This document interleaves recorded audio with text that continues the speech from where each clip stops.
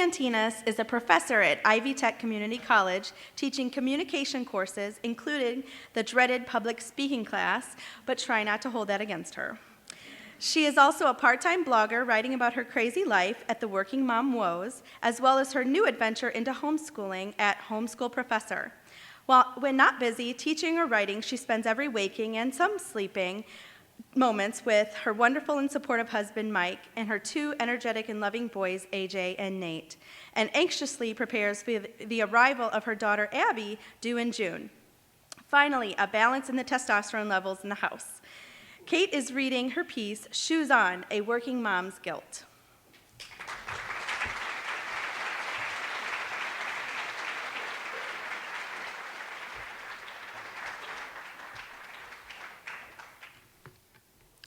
It's the age-old question, to stay at home or to not stay at home.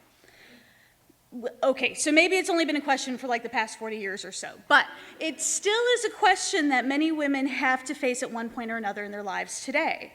Do you give up work, a promising career, adult contact, even an adult identity, to stay at home with little creatures who won't appreciate the sacrifice until they are much older, if ever? Or do you forgo the joy, struggle, reward, and inner peace that comes with staying home and raising your own children to pursue a career, or even just to keep a job that pays the bills? I never thought I'd work once I decided to have kids. The stay-at-home mom route seemed the better choice for raising good, responsible children in a world filled with out-of-control media, dark temptations, and Rush Limbaugh. Then I had a baby. After my beautiful Alexander Joshua, AJ for short, was born, I was able to be a stay-at-home mom. After that first shaky month of learning to become a parent, I was able to relax and enjoy my new role. He was a sweet little baby, and I was able to devote my entire attention to him. I was there for that first smile, that first laugh, that first time he slept through the night. And by the time AJ was 2 months old, I was looking for work. Don't get me wrong, I loved this little guy with everything in me. He was truly my world, but that world had become too small, too narrow for what I wanted to do. I felt restless, distracted, and although I'd never tell him, bored. So I went back to work.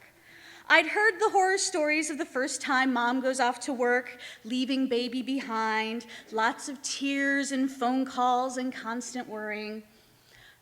I dropped AJ off with my wonderful mother, sang non-nursery rhyme songs the whole way to work, and only called to check in once. Hearing he was fine and having a good time with Grandma, I didn't even bother to check in again. When I picked him up after work, he was happy, well-fed, and ready for bed. It wasn't until lying in bed that night, getting the 3rd degree from my husband, who had worried more about AJ all day than I did, that I began to feel guilty. Actually, I felt guilty for not feeling guilty. I actually cried more the next day because I thought I should, when in reality, I was just confused. All I knew was that I was happier than I had been in months.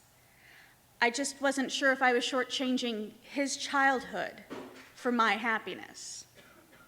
3 years and another son later, and I still felt guilty about that choice. I live in the good enough house. It'll never be as clean as my mom's, but I'm not too embarrassed to have people over. There are lots of things I want to do with my kids, but don't have the time or the energy for at the end of the day. I want to be that mom that makes everything from scratch, knits sweaters and scarves for the kids, has arts and crafts activities planned for rainy days, and all the supplies on hand for an impromptu lemonade stand on the sunny days. But I'm not that mom. I'm the mom that has a good job she loves and enjoys going to. I'm the mom that watches Discovery Health Channel with my kids and honestly tells them what it is they are seeing. Yes, son, that is a knife in his head. That would be why we don't let you have one yet. I'm the mom who puts everything in the crock pot because I hate to cook. I'm the mom that tells them that I enjoy being away from them because getting back together always feels so good. Still, there is always those moments when I still question my choice. For example, there was a time last spring, while AJ was still in preschool and Nate was only 2 years old, that as a college professor, I had 3 weeks of vacation between sessions. We played, napped, ran errands, even went on little mini vacations together. Once that vacation was over, however, I was glad to be going back to work. They were driving me crazy. I missed missing them. I had so little patience by the end, I wanted to change my name to Engelbert Humperdinck just so they couldn't say it. However, my boys had become dependent on my being home all the time. After all, it only takes 21 days to make or break a habit, and I'd been home for 25.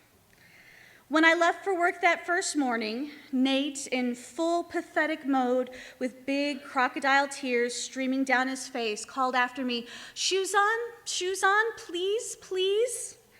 He had learned that people putting shoes on meant we're leaving. And if I was putting my shoes on to leave, he wanted to come with me. So holding his cute little sandals out in one hand, signing please over his heart with the other, he called for me as I walked out the door, shoes on, please, please." It took everything in me not to scoop him up, put his shoes on, and take him with me. I knew I'd be rewarded by that toddler belly laugh and big toothy grin of his. I also knew I couldn't. I love my work, I really do. That day, however, I trudged off to work, glad to be going, guilty that I was glad, and with an image of a round, tear-stained face watching me leave, holding his tiny shoes against the window, reminding me of what I leave behind every day. We're expecting baby number 3 in June. A girl this time. Once again, I find myself questioning and analyzing my decision to work. What would I want my daughter to do? Stay at home and raise my grandbabies, or be fulfilled in a career she loves? It's the same questions I've had to ask myself over the past 6 years, but this time, my answer seems so much more far-reaching than my own decision. When I thought of my daughter in my position, wanting to be a stay-at-home mom, but knowing she's a better working mom, or even vice versa, I wouldn't want her to feel guilty about her choice. I would want her to follow her heart and do what was best for her and her family.